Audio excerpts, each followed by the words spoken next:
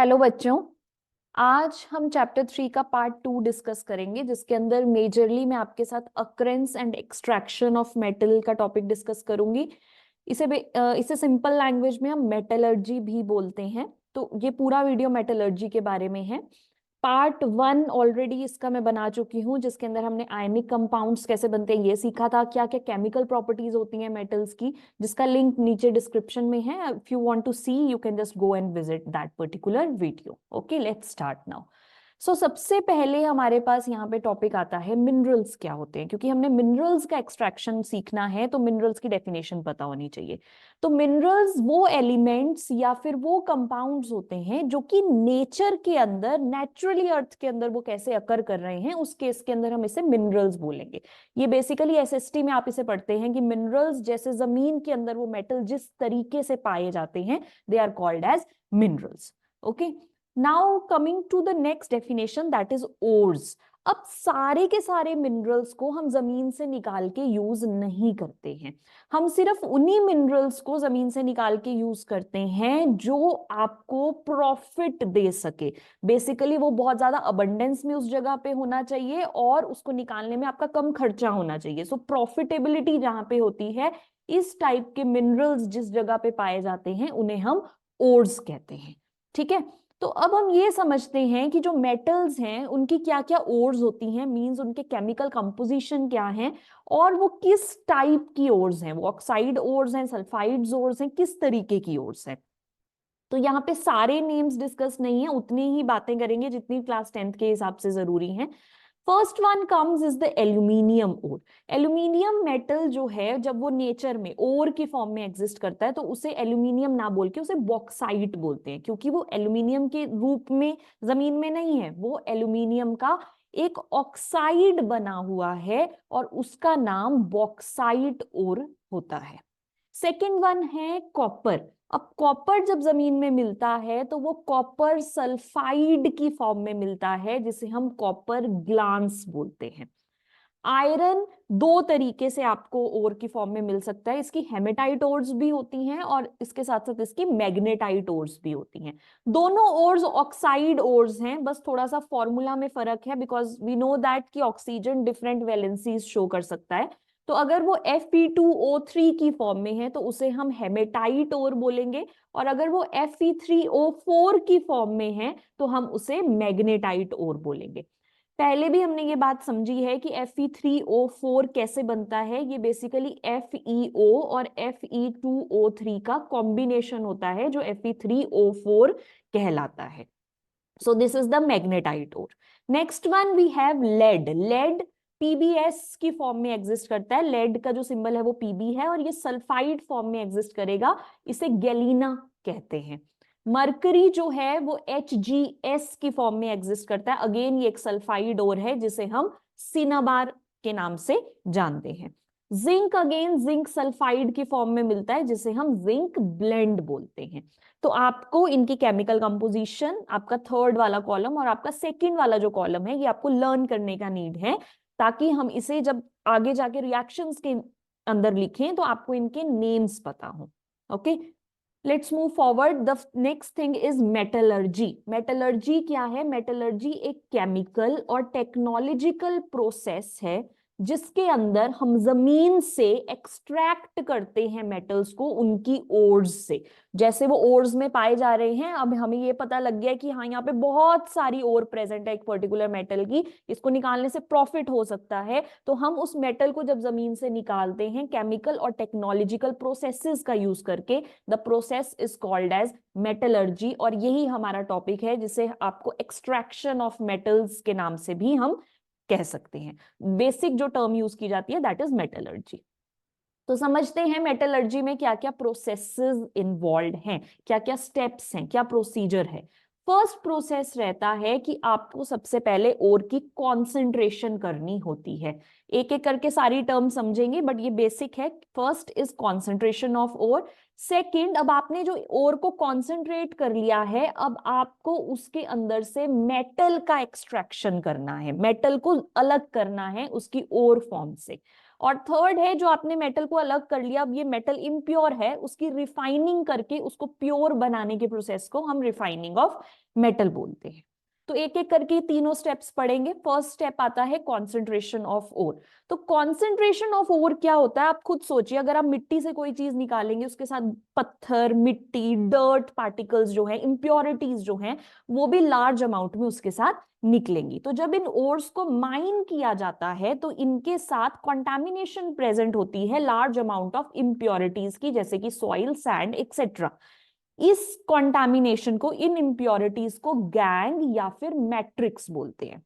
तो the process जिसके अंदर ये गैंग उस ओर से अलग की जा रही है, मतलब मेटल आपका ऑक्साइड या सल्फाइड फॉर्म में, ओर की फॉर्म में जो प्रेजेंट है, उसमें से जब आप उस सैंड या डस्ट पार्टिकल्स को अलग करते हैं, गैंग को सेपरेट करते हैं, the process is called as concentration of ore, जो कि आपका first and the foremost step है। आपको उसके अंदर से गंदगी अलग करनी है। अब जब आपने उसके अंदर से गंदगी अलग कर ली, अब नेक्स्ट सेकंड प्रोसेस मैंने आपको बताया था कि अब उसके अंदर से हमें मेटल अलग करना है उसकी ओर की फॉर्म से। तो मेटल अलग करने के लिए हमें सबसे पहले ये समझना पड़ेगा कि सारे मेटल्स सेम वे से अलग अलग आप नहीं कर सकते हो। हम जानते हैं कि मेटल्स का एक रिएक्टिविटी ऑर्डर है। कुछ मेटल्स बहुत ज्यादा रिएक्टिव होते हैं, उनके लिए हम डिफरेंट प्रोसीजर्स यूज करेंगे। कुछ मेटल्स जो हैं वो थोड़े से कम रिएक्टिव होते हैं, और कुछ ऐसे हैं जो बहुत ही ज्यादा अनरिएक्टिव होते हैं। तो depending on their reactivity order हमें ये डिसाइड करना पड़ेगा कि किस मेटल को उसकी ओर से किस प्रोसीजर के थ्रू हम सेपरेट करेंगे। ओके, तो हम सबसे पहले, ये टेबल बहुत ज्यादा इंपॉर्टेंट है, एनसीईआरटी में ही प्रेजेंट है ये आपका टेबल। वो ये कहता है कि सबसे पहले आपने ओर ले ली, फिर उसमें आपने आपका फर्स्ट स्टेप कर लिया कॉन्सेंट्रेशन ऑफ ओर, जिसमें आपने उसकी गैंग या मैट्रिक्स को उससे अलग कर लिया। ठीक है, अब हमें जो मेटल के ओर्स मिल गए हैं, आप उन्हें मेटल की रिएक्टिविटी ऑर्डर के बेसिस पे 3 कैटेगरीज में डिवाइड कर सकते हो। आपके मेटल्स हाई रिएक्टिविटी के भी हो सकते हैं, आपके मेटल्स मीडियम रिएक्टिविटी के हो सकते हैं, या फिर आपके मेटल्स लो रिएक्टिविटी के हो सकते हैं। इस बेसिस पे हम अब अपना प्रोसीजर चुनेंगे कि हमें कौन से प्रोसेस से अपने मेटल को उस ओर से निकालना है। तो अगर आप हाई मेटालिक ऑर्डर आपका प्रेजेंट है, तो आप डायरेक्ट इलेक्ट्रोलिसिस करते हैं अपनी मोल्टन ओर की, और आपको आपका प्योर मेटल मिल जाता है। इवन इस केस के अंदर रिफाइनिंग, जो कि थर्ड स्टेप रिफाइनिंग है, उसका नीड ही नहीं होता, क्योंकि इलेक्ट्रोलिसिस से हमें जो मेटल मिलता है वो डायरेक्ट प्योर मेटल होता है। अब अगर आप मीडियम रिएक्टिविटी ऑर्डर में हैं, तो मीडियम रिएक्टिविटी ऑर्डर में आपको आपकी ओर्स 2 तरीके से मिल सकती हैं, या तो कार्बोनेट ओर की फॉर्म में, मतलब वो मेटल आपका CO3 नेगेटिव के साथ कंबाइंड होगा, या फिर वो सल्फाइड ओर की फॉर्म में, दैट इज S2 नेगेटिव के साथ वो मेटल कंबाइंड होगा। ठीक है, तो अगर ये कार्बोनेट फॉर्म में होगा, हम कैल्सिनेशन का प्रोसेस का यूज करेंगे। अगर ये सल्फाइड ओर की प्रेजेंस में प्रेजेंट होगा, तो हम इसकी रोस्टिंग करेंगे। दोनों प्रोसेसेस से आपको क्या मिलेगा, मेटल का ऑक्साइड मिल जाएगा। अगर ये मेटल कार्बोनेट था तो भी मेटल ऑक्साइड बन जाएगा, मेटल सल्फाइड था तो भी ये मेटल का ऑक्साइड बन जाएगा। उसके बाद मेटल के ऑक्साइड की रिडक्शन करके हम उससे मेटल निकाल लेंगे। जब आप इससे मेटल निकालेंगे, फर्दर आप इसकी रिफाइनिंग कर लेंगे और आपको आपका प्योर मेटल मिल जाएगा। आते हैं थर्ड कैटेगरी पे, जो कि है लो रिएक्टिविटी। लो रिएक्टिविटी के मेटल्स जनरली सल्फाइड ओर्स की तरह प्रेजेंट होते हैं नेचर के अंदर। तो अभी हमने पढ़ा कि सल्फाइड ओर्स के लिए रोस्टिंग करके एक प्रोसेस होता है जिसको हम यूज करते हैं, जिसे हम डिटेल में पढ़ेंगे। तो आप रोस्टिंग करके इससे आप मेटल बना लेंगे। जब आपको मेटल मिल गया, ये मेटल इम्प्योर होगा, फर्दर इसकी रिफाइनिंग की जाएगी, जिससे हमें एक प्योर मेटल मिल जाएगा। तो ये बेसिकली आपने एक फ्लो चार्ट की फॉर्म में हमने पूरा प्रोसेस समझा दिया। ये सारे स्टेप्स हमें डिटेल में समझने हैं कि किस मेटल के साथ किस तरीके के प्रोसेस को किया जाता है। तो सबसे फर्स्ट कैटेगरी पे आते हैं हम, जो कि है लो रिएक्टिविटी के जो मेटल्स हैं, उनके साथ हम क्या करते हैं। अभी मैंने आपको बताया लो रिएक्टिविटी के जो मेटल्स होते हैं वो जनरली सल्फाइड की फॉर्म में प्रेजेंट होते हैं नेचर के अंदर, मतलब मेटल का सल्फाइड बना हुआ होता है। आप इनकी रोस्टिंग करेंगे, रोस्टिंग करके मेटल मिलेगा, एंड देन फर्दर स्टेप है रिफाइनिंग, जिसे हम लास्ट में पढ़ेंगे। तो हम पहले ये समझ लेते हैं कि हमने इसकी रोस्टिंग करनी कैसे है। तो जो मेटल्स लो रिएक्टिविटी ऑर्डर में आते हैं, ये बहुत ज्यादा अनरिएक्टिव मेटल्स होते हैं। ठीक है, इनकी जो ऑक्साइड्स है इन मेटल्स की, इनको फर्दर रिड्यूस करना पड़ता है हमें, ताकि हम मेटल्स को निकाल सकें, और ये प्रोसेस सिर्फ डायरेक्ट हीटिंग के थ्रू हो जाती है। तो जैसे HGS है, जो कि अभी हमने स्टार्टिंग में नेम्स लर्न किए थे ओर्स के, तो आपका मरकरी का जो ओर है वो सल्फाइड फॉर्म में जब प्रेजेंट होगा तो उसे हम सिनाबार बोलेंगे। तो ये सिनाबार को आपने हीट करना है ऑक्सीजन की प्रेजेंस में, मतलब आपने इसको खुले में छोड़ के हीट करना शुरू कर देना है।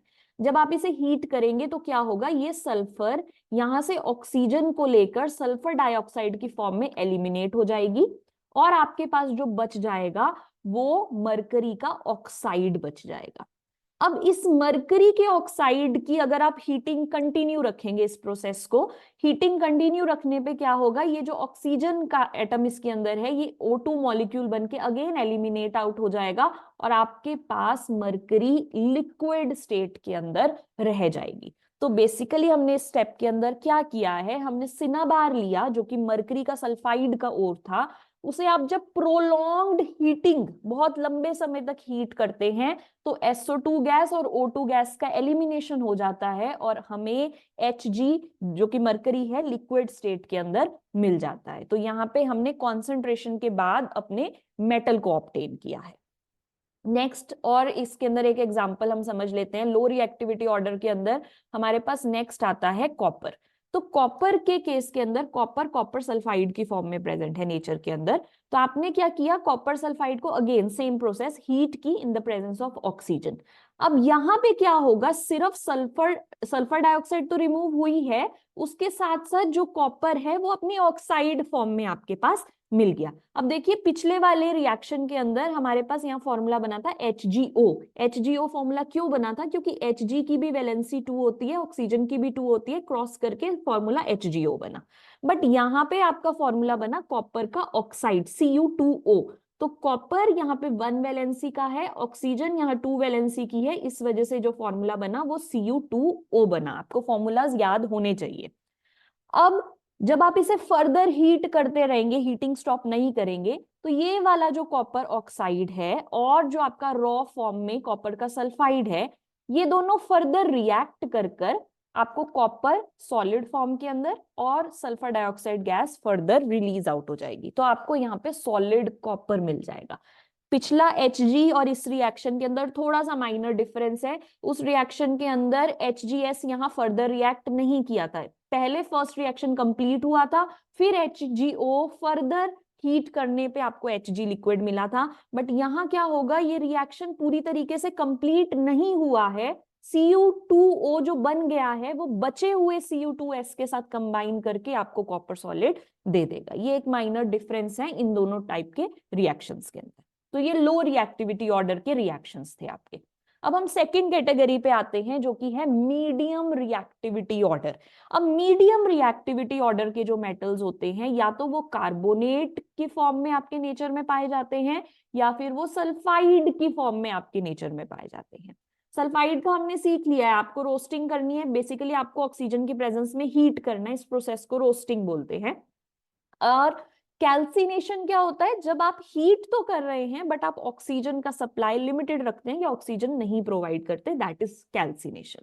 इससे भी आपको मेटल का ऑक्साइड मिलेगा, मेटल के ऑक्साइड से हम उसका रिडक्शन करके मेटल बनाएंगे, फिर थर्ड स्टेप है हमारा रिफाइनिंग का स्टेप। तो समझते हैं कि इसके अंदर कैसे करना है आपको। तो मेटल्स जैसे कि आयरन, जिंक, पीबी, कॉपर, ये आपके एक मीडियम रिएक्टिविटी ऑर्डर के मेटल्स हैं जो आपकी कैल्सिनेशन या रोस्टिंग के थ्रू सेपरेट हो सकते हैं। कॉपर हमने लो रिएक्टिविटी में भी पढ़ा है, कॉपर हम मीडियम रिएक्टिविटी में भी पढ़ते हैं, दोनों स्टेप्स ये फॉलो कर पाता है। तो ये या तो सल्फाइड या फिर ये कार्बोनेट की ओर में है, इससे हम मेटल ऑक्साइड बनाएंगे। मेटल ऑक्साइड जो है वो रोस्टिंग या कैल्सिनेशन प्रोसेस से बनेगा और उस मेटल ऑक्साइड की फर्दर रिडक्शन की जाएगी। तो सबसे पहले रोस्टिंग का प्रोसेस समझ लीजिए। रोस्टिंग मैंने आपको बताया, जब भी आपका मेटल सल्फाइड ओर की फॉर्म में प्रेजेंट होता है, आप जब उसे स्ट्रॉन्गली हीटिंग देते हैं in the presence of air, ये बहुत इंपॉर्टेंट है, प्रेजेंस ऑफ एयर, इस वजह से ही रिएक्शन में +O2 लिखा जाता है। तो आपने इसे हीट करना है in the presence of air, और आपको उसका ऑक्साइड मिल जाएगा। तो जिंक एग्जांपल लिया गया है, जिंक सल्फाइड को हम जिंक ब्लेंड बोलते हैं, इसकी ओर का नाम जिंक ब्लेंड है। आपने जब इसे हीट किया, ऑक्सीजन की प्रेजेंस में प्रोलॉन्ग्ड हीटिंग करी, तो आपको जिंक का ऑक्साइड मिल गया। Zn इस O के साथ कंबाइन होकर ZnO दे देगा, और ये जो सल्फर है ये कुछ ऑक्सीजन के साथ कंबाइन होकर SO2 गैस यहाँ पे रिलीज आउट हो जाएगी। तो हमें क्या मिल गया, हमें जिंक का ऑक्साइड मिल गया। इस ऑक्साइड का अभी रिडक्शन करेंगे आगे, पर उससे पहले हम कैल्सिनेशन समझ लेते हैं। कैल्सिनेशन में जो ओर होती है वो कार्बोनेट की ओर होती है, ठीक है। यहाँ पे हीटिंग तो स्ट्रांगली की जाती है, बट एयर का सप्लाई लिमिटेड होता है, या फिर आपने +O2 इस रिएक्शन के अंदर नहीं लिखना है। तो जिंक जब कार्बोनेट की फॉर्म में प्रेजेंट होता है ओर के अंदर, तो उसे हम कैलेमाइन ओर बोलते हैं। जिंक सल्फाइड की फॉर्म में जिंक ब्लेंड था, जिंक कार्बोनेट की फॉर्म में कैलेमाइन ओर है, ठीक है। आपने इसकी हीटिंग करी, हीटिंग करने पे क्या होगा, कुछ देर तक जब आप इसे गर्म करेंगे तो CO2 गैस रिलीज आउट हो जाएगी और आपके पास ZnO बच जाएगा। आप इन दोनों रिएक्शंस में देखिए, रोस्टिंग में भी हमें जिंक ऑक्साइड मिला था और कैल्सिनेशन में भी हमें जिंक ऑक्साइड मिला। ये बहुत इंपॉर्टेंट क्वेश्चन है आपका प्रीवियस ईयर का, कि आपके रोस्टिंग और कैल्सिनेशन में क्या डिफरेंसेस हैं। तो रोस्टिंग हमने की थी सल्फाइड ओर की, कैल्सिनेशन हमने करी कार्बोनेट ओर की। रोस्टिंग प्रोसेस के अंदर ऑक्सीजन का सप्लाई अबंडेंट में था, बट कैल्सिनेशन के अंदर लिमिटेड और नो सप्लाई ऑफ एयर होता है। और थर्ड पॉइंट में आप ये दोनों जिंक के रिएक्शन लिख देंगे तो ये आपका 3 मार्क्स का क्वेश्चन हो गया, आपको फुल 3 मार्क्स मिलेंगे इस चीज के लिए। अब आपने देखा कि हमें मेटल ऑक्साइड मिला, ZnO मिला रोस्टिंग और कैल्सिनेशन करके। तो बेसिकली हमने जब ZnS लिया था उससे भी हमें ZnO मिला, और जब हमने ZnCO3 लिया था उससे भी हमें ZnO मिला। अब इस जिंक ऑक्साइड से हमने Zn बनाना है, तो अब रिएक्शन क्या करना पड़ेगा, हमें रिडक्शन करनी पड़ेगी। आपको अगर चैप्टर 1 याद होगा, वहां ऑक्सीडेशन रिडक्शन रिएक्शन की बात करी थी, तो लॉस ऑफ ऑक्सीजन को रिडक्शन बोलते हैं। तो हमने इसकी ऑक्सीजन को इससे निकालना है बाहर। तो निकालने के लिए क्या करना पड़ेगा, जब किसी चीज को रिड्यूस करना होता है तो उसको रिड्यूसिंग एजेंट के साथ रिएक्ट करवाना पड़ता है। तो यहां हम जो रिड्यूसिंग एजेंट इस्तेमाल करने वाले हैं वो है कार्बन, सॉलिड फॉर्म में, जिसे हम कोक बोल सकते हैं। तो हमने जिंक ऑक्साइड को एक रिड्यूसिंग एजेंट के साथ रिएक्ट करवाया, दैट वाज कार्बन। अब ये कार्बन क्या करेगा, इस ऑक्सीजन को इससे ले लेगा। तो जब इसने इससे ऑक्सीजन ले ली, इसने CO बना दिया, दैट इज कार्बन मोनोऑक्साइड। तो ये आपका रिड्यूसिंग एजेंट हो गया, क्योंकि ये ZnO की मदद कर रहा है रिड्यूस होने के लिए। और ZnO क्योंकि इसने ऑक्सीजन का लॉस करके ये Zn बन गया, तो that is the reduction process. तो आपका जिंक ऑक्साइड मेटालिक जिंक के अंदर कन्वर्ट हो गया। तो अब इस प्रोसेस से हमें क्या समझ आई बात, हमने लो रिएक्टिविटी ऑर्डर के अंदर भी मेटल ऑब्टेन कर लिया, हमने मीडियम रिएक्टिविटी ऑर्डर के अंदर रोस्टिंग या कैल्सिनेशन करके पहले ऑक्साइड बनाई, उसकी रिडक्शन की, और हमें हमारा मेटल ऑब्टेन हो गया, ठीक है। अब हमेशा हम रिड्यूसिंग एजेंट का ही यूज नहीं करते हैं हर प्रोसेस के अंदर रिडक्शन करने के लिए। कई बार हम डिस्प्लेसमेंट रिएक्शन का भी यूज कर सकते हैं। फॉर एग्जांपल, जैसे आप यहां देख सकते हैं मैंगनीज का ऑक्साइड है MnO2। आपने क्या करना है, मैंगनीज से ज्यादा रिएक्टिव एक मेटल लेना है, दैट इज एल्यूमिनियम, और आपने इस रिएक्शन को फॉरवर्ड प्रोसीड करवाना है। तो अब क्या होगा, अगर एल्यूमिनियम जिंक से ज्यादा रिएक्टिव है तो एल्यूमिनियम मैंगनीज को डिस्प्लेस कर देगा उसकी पोजीशन से। अब Mn अकेला रह जाएगा और एल्यूमिनियम इसके ऑक्सीजन्स को अपने साथ ले जाएगा और Al2O3 बना देगा। अब बिकॉज ये रिएक्शन जो है इसके अंदर काफी ज्यादा हीट रिलीज होती है, तो इस वजह से डिस्प्लेसमेंट रिएक्शंस जो हैं वो एक्सोथर्मिक रिएक्शंस होते हैं। बट हमारा पर्पस सॉल्व हो गया, हमने मैंगनीज चाहिए था हमें, तो हमने एक ज्यादा रिएक्टिव मेटल से डिस्प्लेसमेंट करवा ली और हमें हमारा मेटल जो है वो फ्री स्टेट के अंदर यहाँ पे ऑब्टेन हो गया, ठीक है। इसी का एक फर्दर एप्लीकेशन है, ये रिएक्शन जो है अगर आप आयरन ऑक्साइड के साथ करते हैं, आयरन ऑक्साइड आपने ली, आपने इसके साथ एल्यूमिनियम का रिएक्शन करवाया। अब एल्यूमिनियम जो है वो आयरन से ज्यादा रिएक्टिव है, अगर आप रिएक्टिविटी ऑर्डर के अंदर देखेंगे तो एल्यूमिनियम इस ऑक्सीजन को क्या कर देगी, डिस्प्लेस कर देगी, और आयरन फ्री रह जाएगा। तो ये जो आयरन फ्री रह गया, एल्यूमिनियम ऑक्साइड रिलीज होगी, क्योंकि ये डिस्प्लेसमेंट रिएक्शन था, इसमें हीट एनर्जी रिलीज हुई। ये पर्टिकुलर रिएक्शन आपके रेलवे ट्रैक्स या जो क्रैक्ड मशीन पार्ट्स होते हैं जो कि आयरन से बने हुए होते हैं और उनके ऊपर ऑक्सीजन की परत बनने की वजह से आयरन ऑक्साइड लेयर क्रिएट हो गई होती है, और उसमें अगर क्रैक्स आ गए हैं तो ये प्रोसेस वेल्डिंग के तौर पे यूज की जाती है उन क्रैक्स को फिल करने के लिए। इस प्रोसेस के अंदर हीट एनर्जी का लॉस हुआ है, इस वजह से ये रिएक्शन थर्माइट रिएक्शन कहलाती है। Therm word means heat. ये आपका प्रीवियस ईयर क्वेश्चन भी है कि ये रिएक्शन थर्माइट रिएक्शन क्यों कहलाई जाती है, because therm word means heat and there is a heat loss in this reaction, that is why this particular reaction is called as a thermite reaction. तो आपको जो आयरन मिलेगा, क्योंकि हीट रिलीज हुई है तो आयरन लिक्विड स्टेट के अंदर कन्वर्ट हो जाएगा और वो उन क्रैक्स को फिल कर देगा और उसके बाद वो जम जाएगा। तो इस तरीके से वो क्रैक्स जो हैं उन्हें हम ठीक कर पाते हैं, जो कि आपके ब्रिजेस या रेलवे ट्रैक्स में आ जाते हैं। So very important application. आगे चलते हैं। इसके अंदर अब जो थर्ड कैटेगरी है कि आपके अगर मेटल्स बहुत हाई रिएक्टिविटी के हैं तो अब आप इनके अंदर से मेटल को उसकी ओर से कैसे अलग करेंगे। तो हाई रिएक्टिविटी ऑर्डर के metals are like sodium, magnesium, calcium, aluminium. इनकी आप इलेक्ट्रोलिसिस करते हैं, ठीक है। इलेक्ट्रोलिसिस करने पे कोई ऑक्साइड नहीं बनता, आपको डायरेक्ट आपका मेटल ऑब्टेन हो जाता है और वो मेटल इवन प्योर होता है। तो आपको अपना थर्ड स्टेप जो प्योरिफिकेशन अभी हम समझेंगे, रिफाइनिंग समझेंगे, वो आपको इन हाईली रिएक्टिव मेटल्स के लिए करनी ही है, ठीक है। अब हाईली रिएक्टिव मेटल्स जो हैं वो हाईली इलेक्ट्रोपॉजिटिव होते हैं। हाईली इलेक्ट्रोपॉजिटिव वर्ड का मतलब है कि आपका मेटल बहुत जल्दी से अपना कैटायन बनाने की कैपेसिटी रखता है। इसके आउटर मोस्ट शेल में 1 या 2 इलेक्ट्रॉन्स होते हैं, तो ये बहुत जल्दी उन्हें लूज कर देता है और एक स्टेबल स्टेट में आना चाहता है। इस वजह से ये हाईली इलेक्ट्रोपॉजिटिव एलिमेंट्स होते हैं। इसी रीजन की वजह से आप इनका रिडक्शन कार्बन के साथ नहीं करवा सकते। So this is because metals themselves are very strong reducing agent. ये बहुत खुद अपने आप में बहुत अच्छे रिड्यूसिंग एजेंट है, तो इस वजह से आप किसी दूसरे रिड्यूसिंग एजेंट का इस्तेमाल नहीं करते हैं जब भी आपको मेटल्स को रिड्यूस करना, हाईली इलेक्ट्रो पॉजिटिव मेटल्स को रिड्यूस करना होता है, ठीक है। तो इनके लिए क्या करना पड़ेगा, प्रोसेस बदलना पड़ेगा। तो वो जो प्रोसेस है वो है इलेक्ट्रोलिसिस का प्रोसेस। इलेक्ट्रोलिसिस आप 8th 7th क्लास से पढ़ते हुए आ रहे हैं। आपको क्या करना होता है, 2 रॉड्स लेनी होती हैं, आपको एक बैटरी लेनी होती है, एक टर्मिनल को आप नेगेटिव एंड पे ज्वाइन करते हैं, एक टर्मिनल को आप पॉजिटिव एंड पे ज्वाइन करते हैं। पॉजिटिव एंड पे ज्वाइन करने वाली जो रॉड होती है उसे एनोड बोलते हैं, नेगेटिव टर्मिनल वाली रॉड को कैथोड बोलते हैं। जनरल मिस्टेक जो बहुत सारे बच्चे करते हैं, कैथोड एनोड के साइन आपको पता होने चाहिए। अब देखिए क्या करना है, यहाँ पे आपने एक लिक्विड लिया, ठीक है। ये जो लिक्विड आपने लिया है ये आपने सोडियम क्लोराइड का लिक्विड लिया है और आपका एम ये है कि आपको सोडियम मेटल जो कि एक बहुत हाईली रिएक्टिव मेटल है उसको आपको ऑब्टेन करना है, ठीक है। तो आप क्या करेंगे, यहाँ पे जब आप इसकी इलेक्ट्रोलिसिस करेंगे, बेसिकली यहाँ पे एक की लगानी पड़ेगी आपको। की को जब ऑन किया जाएगा तो चार्जेस का मूवमेंट शुरू होगा।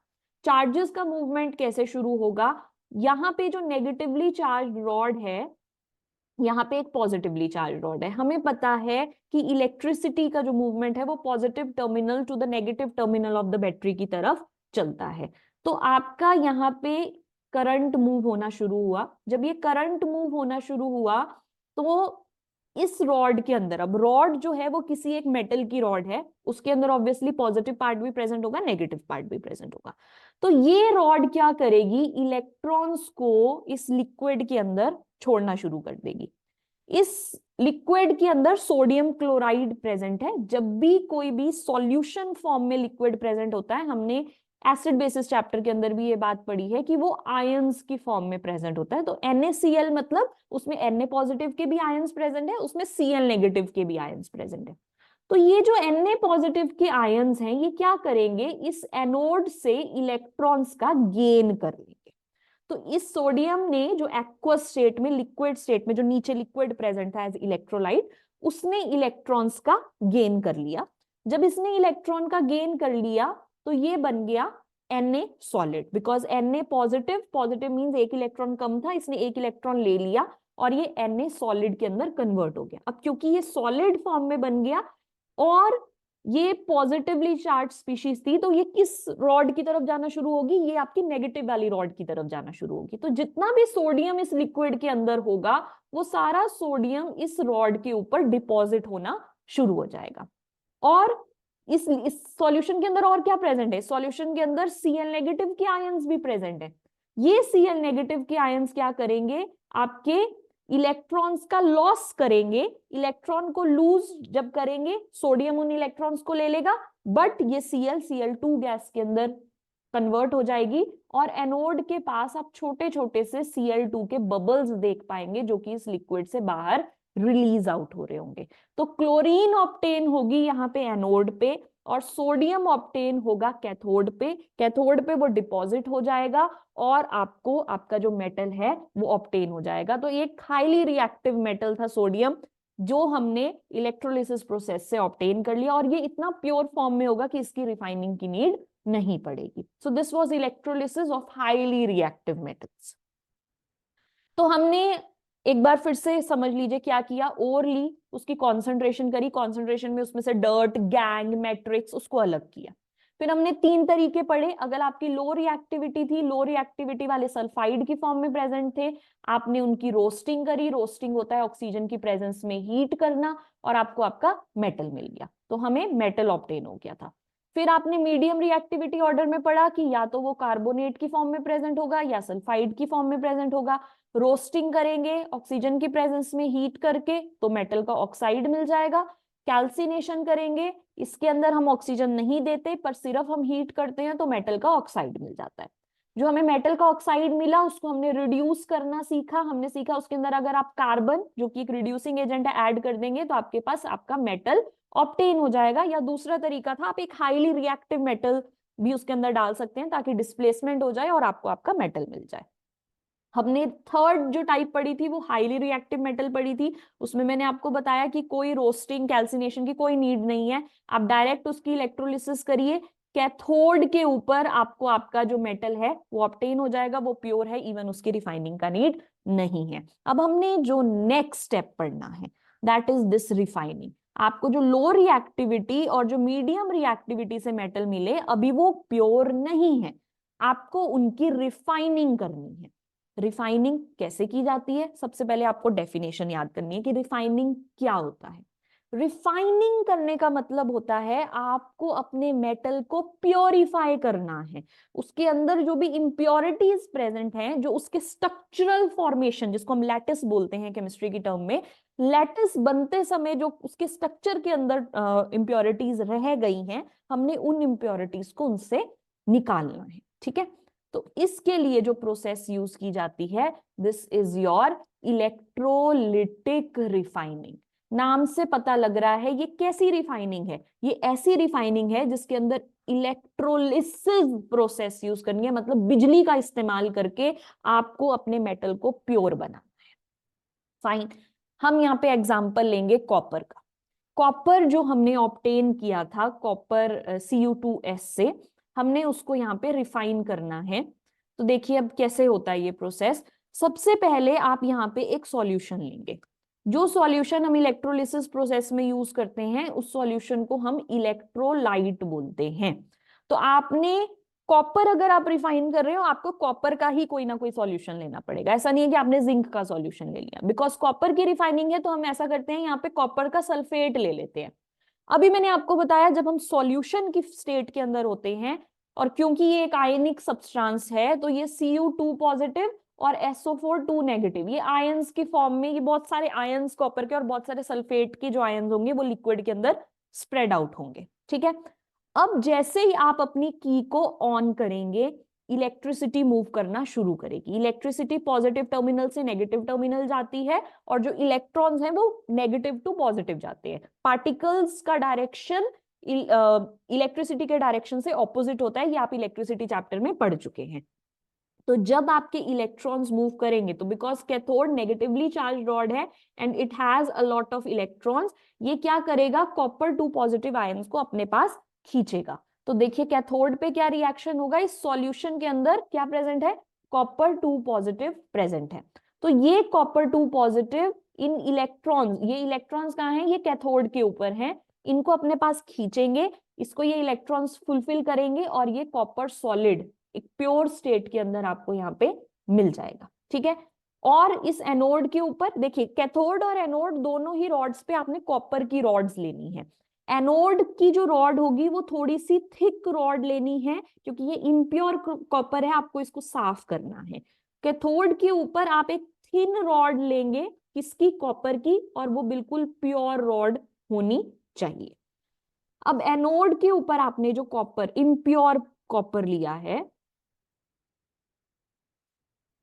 इम्प्योर कॉपर जो है यहाँ पे, ये कॉपर सॉलिड की फॉर्म में है, ये टूटेगा Cu2 पॉजिटिव आयन की फॉर्म में, ये इस सॉल्यूशन के अंदर जाएगा, और जब ये सॉल्यूशन के अंदर जाएगा उसके साथ साथ ये 2 इलेक्ट्रॉन्स भी रिलीज करेगा, जो कि यहां से चल के कैथोड के पास पहुंच जाएंगे और दूसरी तरफ से कॉपर को खींच लेंगे। ठीक है, तो ये जो 2 पॉजिटिव यहाँ पे रिलीज हो रहे हैं, ये एनोड के ऊपर रिलीज हो रहे हैं, जो कि ये चल कर कैथोड के पास चले जाएंगे, बिकॉज वहां पे एक वायर कनेक्टेड है। तो ये आपका रिएक्शन है, आपने एनोड के ऊपर इम्प्योर कॉपर लिया था, जो कि लिक्विड के अंदर कॉपर की फॉर्म में चला गया, वो लिक्विड के अंदर जो कॉपर गया वो फर्दर कैथोड ने अपने पास अट्रैक्ट कर लिया, और जो इसके फॉर्मेशन में जितनी भी इम्प्योरिटीज निकल रही थी वो यहाँ नीचे सेटल होने लग जाएंगी as anode mud. Anode mud क्यों बोला, क्योंकि ये एनोड के नीचे इम्प्योरिटीज हैं, इस वजह से इसको एनोड मड बोलेंगे। ये इस तरीके से लैटिस के अंदर इम्प्योरिटीज होती हैं कि आप इनको धुल के साफ करके नहीं निकाल सकते। लैटिस के अंदर की इम्प्योरिटीज को इलेक्ट्रोलिसिस प्रोसेस के थ्रू ही निकाला जाता है, बिकॉज सॉलिड स्टेट टूटता है आयंस की फॉर्म में, और जो इम्प्योरिटीज हैं वो नीचे सेटल आउट हो जाती है। So this was the process. हम इलेक्ट्रोलिटिक रिफाइनिंग कैसे करते हैं, वेरी इंपॉर्टेंट प्रोसेस। आप इस प्रोसेस को जिंक और टिन, निकल, AgAu सब मेटल्स के लिए, जो भी आपके मीडियम एंड लो रिएक्टिविटी के मेटल्स हैं, उन सब के लिए सेम प्रोसेस आप यूज कर सकते हैं। नेक्स्ट टॉपिक जो इस पार्ट में है दैट इज कोरोजन। हमने रिफाइनिंग सीख ली, refining part is over, metallurgy is now over. The last part of this chapter is corrosion. Corrosion का मतलब क्या है, बहुत सारे बच्चे इसका डेफिनेशन रॉन्ग लिखते हैं पेपर में, आपको लगता है कोरोजन सिर्फ आयरन का कोरोजन होता है। नो, कोरोजन किसी भी मेटल का कोरोजन हो सकता है। The process of slow conversion of metals into the undesirable compound. Undesirable compound मतलब ऐसी चीज जो हमें जरूरत नहीं है, तो मेटल्स ऐसे इनडिजायरेबल कंपाउंड्स बन जाते हैं। कैसे बनते हैं, by the action of the ingredients जो कि एयर में प्रेजेंट होती हैं। तो आपका कोई भी मेटल हो सकता है, वो आपका Ag हो सकता है, वो आपका Hg हो सकता है, कोई भी मेटल जब एटमॉस्फेयर से कुछ ऐसे इंग्रेडिएंट्स ले ले और कुछ अनडिजायरेबल कंपाउंड्स बना दे, the process is called as corrosion. Please don't mistaken this just with iron. Iron की कोरोजन को हम रस्टिंग का प्रोसेस बोलते हैं। फाइन, तो हम एक एक करके कोरोजन्स पढ़ते हैं डिफरेंट मेटल्स के अंदर। सो कोरोजन सबसे पहले हमें समझनी है कॉपर की कोरोजन। अब कॉपर के केस के अंदर जो कोरोजन होती है वो कुछ ग्रीन कलर का सब्सटेंस बनता है, जैसे कि आप इमेज में देख पा रहे हैं। कॉपर जनरली हमने देखा है रेडिश ब्राउन कलर का कॉपर होता है, चमकदार होता है, प्रॉपर्टी है मेटल की कि वो शाइनी अपीयरेंस के होते हैं, लस्टरस होते हैं। तो जब आप कॉपर को बहुत लंबे समय तक एक्सपोजर देते हैं एटमॉस्फेयर का, तो एटमॉस्फेयर से उसे क्या क्या मिला, उसे वाटर मिला, उसे CO2 मिली, और उसके साथ साथ उसे ऑक्सीजन गैस मिली। ये तीनों चीजें जो एयर में थी ये कॉपर के साथ रिएक्ट की और इन्होंने मिलके बनाया copper hydroxide and copper carbonate. CuOH twice, OH is hydroxide and CO3 is carbonate। तो कॉपर हाइड्रोक्साइड कॉपर कार्बोनेट का जो कॉम्बिनेशन है वो एक ग्रीन कलर का सब्सटेंस बनाता है, जैसे कि आप इस इमेज के अंदर देख पा रहे हैं, and this is actually called as the corrosion of copper. आपका कॉपर जो करोड होता है वो ग्रीन कलर का अपीयरेंस देता है। फाइन, नेक्स्ट आते हैं अपने सेकेंड टाइप के मेटल के ऊपर, that is your silver. Silver का जो कोरोजन होता है वो आयरन की तरह ब्राउन नहीं दिखता, सिल्वर का कोरोजन हमें ब्लैक कलर का दिखाई देता है, जैसे कि आप इस स्पून में देख पा रहे हैं। ये स्पून पहले सिल्वर कलर का था, थोड़े समय के बाद ये ब्लैक कलर का हो गया, टार्निश हो गया। तो ये क्यों हुआ, क्योंकि इसने एटमॉस्फेयर के अंदर से क्या लिया, हाइड्रोजन सल्फाइड गैस के साथ Ag बहुत आसानी से रिएक्ट करता है। अच्छा, Ag ऑक्सीजन या ह्यूमिडिटी से वाटर लेके उसके साथ कंबाइन नहीं कर पाता, क्योंकि ये रिएक्टिविटी ऑर्डर में बहुत लो है। इस वजह से ये क्या करता है, हाइड्रोजन सल्फाइड जो कि बेसिकली एक एसिडिक गैस है, उसके साथ ये कंबाइन करके आपका AgS substance, that is silver sulphide substance बनाता है, जो कि ब्लैक कलर का होता है। और इसी वजह से चांदी की जो चीजें होती हैं उनके ऊपर जो कोरोजन है वो ब्लैक कलर का अपीयर होता है। ठीक है, so this is the corrosion of silver, आपको ये रिएक्शन याद करना है। Next one, the common one is corrosion of iron. Now corrosion of iron is called as rusting process. आपने जो आयरन लिया है एयर से, अब कौन से नॉन यूजफुल सब्सटेंसेस हैं इसके लिए, ऑक्सीजन है और वाटर है। आयरन ऑक्सीजन के साथ रिएक्ट करके आयरन का ऑक्साइड बनाएगा। ये आयरन का ऑक्साइड फर्दर एटमॉस्फेयर से जो ह्यूमिडिटी, जो मॉइस्चर प्रेजेंट होता है, उससे वाटर मॉलिक्यूल्स इसके साथ कंबाइन होंगे और ये फॉर्मूला बनेगा Fe2O3XH2O। Why XH2O? बिकॉज हमें इस वाटर के नंबर ऑफ एटम्स नहीं पता कि कितने क्रिस्टलाइजेशन के अंदर गए हैं, so XH2O, they can be as many as. तो इसे हम रस्ट बोलते हैं। सो रस्ट क्या होती है, ये एक non sticky flaky substance iron के ऊपर बन जाता है, जो कि रेडिश ब्राउन होता है कलर का। और यहाँ जो आपके पास बना ये फेरिक ऑक्साइड बनी, बट इसके साथ वाटर मॉलिक्यूल है, इसलिए इसको हाइड्रेटेड फेरिक ऑक्साइड बोलते हैं। So hydrated ferric oxide is called as rust and this phenomena is called as rusting. जैसे आप यहाँ पे ये आयरन का एक स्क्रू देख पा रहे हैं, ये स्क्रू जो है ये रस्ट होके इस तरीके से नॉन फ्लेकी सब्सटेंस इसके ऊपर बन गया, जिसे हम रस्ट बोलेंगे। Fine, so this was the corrosion of iron. अब देखिए, कोरोजन करने से हमारा मेटल खराब हो रहा है, तो हमें अपनी कोरोजन से बचना पड़ेगा। उसके क्या क्या प्रिवेंटिव मेजर्स हैं उनके बारे में बात करते हैं। पहला तरीका, आप बैरियर प्रोटेक्शन दे दीजिए।